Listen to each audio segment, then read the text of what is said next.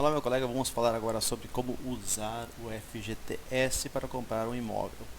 O que acontece? Quando você trabalha durante mais de 3 anos, você acumula dinheiro suficiente para utilizar ele na compra do imóvel, né?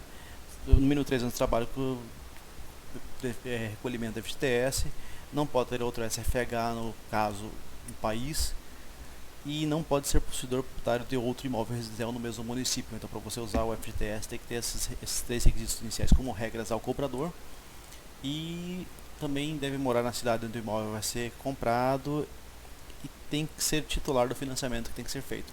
Essas são as regras para você que trabalhou e recolheu o FGTS e quer utilizar para dar entrada no imóvel, né?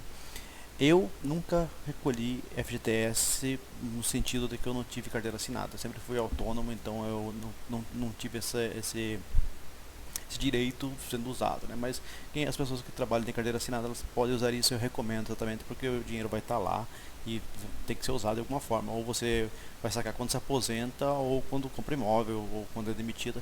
Recomendo-se que compre imóvel, que é o mais viável, porque você já tem um dinheiro guardado na poupança forçada, eles te obrigam a guardar, né?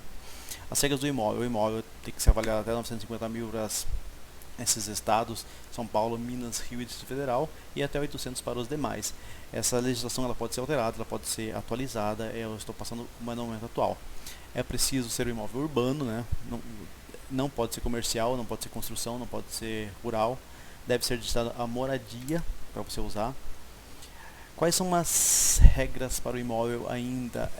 Apresentar condições de habitação, ou seja, o imóvel tem que estar pronto e construído, tem que estar vinculado ao registro competente, ao registro de imóveis, não pode ter sido objeto há menos de 3 anos, por exemplo, quando você recolhe, faz a compra do imóvel, seu FGTS, você não pode comprar outro imóvel usando o FGTS novamente se for há 3 anos, tem esse lapso temporal que tem que ser respeitado para utilizar novamente, né? Quais são as vantagens? O valor de entrada, como eu falei, você tem um valor guardado lá que é teu, então você tem que usar ele eventualmente. Eu recomendo que use como valor de entrada ou no lance do leilão, se o leilão permite o uso do FGTS, use como valor de entrada, ou no financiamento do imóvel que você quer comprar, também vale. Quando você usa FGTS, você tem juros reduzidos, né? Então, a Caixa Econômica, quando você está utilizando FGTS, ela fornece uma condição especial, né? Eu não tive essa condição, mas se você tem condições de usar FGTS, use porque o juros vem menor, né? Inclusive, você pode usar o FGTS para abater novamente as parcelas.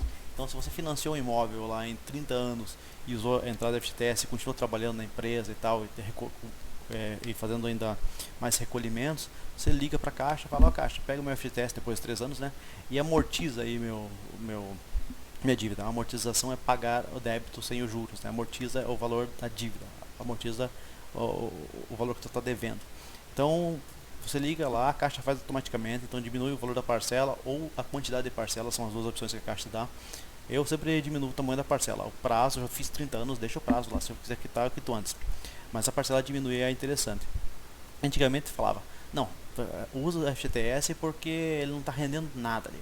Como eu falei, a taxa de juros, a Selic estava em 15%, então uma coisa rendendo 3% era inviável. Mas agora realmente analise, porque está rendendo 3% ao ano, é menos que a inflação e é menos que a taxa de juros livre, é mais que a taxa de juros livre de risco. Então ainda é interessante utilizar, mas antigamente era obrigatório usar, porque não tinha condições de deixar algo rendendo 3 enquanto a taxa de juros está 15, né? Não faz sentido nenhum, não fazia sentido nenhum, né? Como saber? Bem, na Caixa Econômica você tem o extrato pela sua conta corrente, você pode pedir pelo correio cada trimestre para ela te mandar, você pode ir até a agência, levar a tua carteira de trabalho e levar o NIS, né? Então, pelo teu PIS e PASEP, o PIS é para servidor privado, para empregado, né? E o PASEP é para servidor público, essa é a diferença, se você não sabe. Mas a princípio, o número já vem no extrato, na caixa, só levar o NIS lá, leva a carteira de trabalho na Caixa Econômica e pede para o gerente para ele ver o saldo, ele faz na hora, tem imprime, é tranquilo isso, não tem muito segredo não. O processo: quando você fala eu quero comprar algo, eu quero usar o FGTS, você verifica quanto você tem na conta, você informa o banco que você quer usar o saldo, o banco vai avaliar os documentos que você tem e a partir daí vai ver quais documentos você precisa, que são a identidade, a extrato da conta, a carteira de trabalho, a declaração de imposto de renda que consta esses valores lá. Se for casado, leva a declaração do cônjuge também. Se for avulso, leva a declaração do sindicato ou do órgão. Esses documentos são necessários para conseguir fazer a liberação do fundo de garantia. Então, é meio que padrão do banco. É interessante você ter em mãos sempre antes de começar o procedimento. Resumo: tem 3 anos de carteira, pode usar o FGTS como entrada. Verifique se o imóvel está dentro do limite de valor territorial.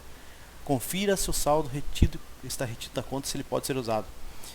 Vá ao banco e solicite os documentos e o saque do FGTS para pagar o imóvel.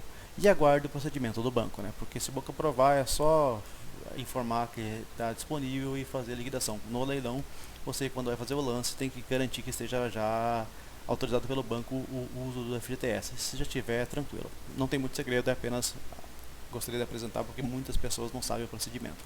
E vamos para cima que tem mais aula ainda.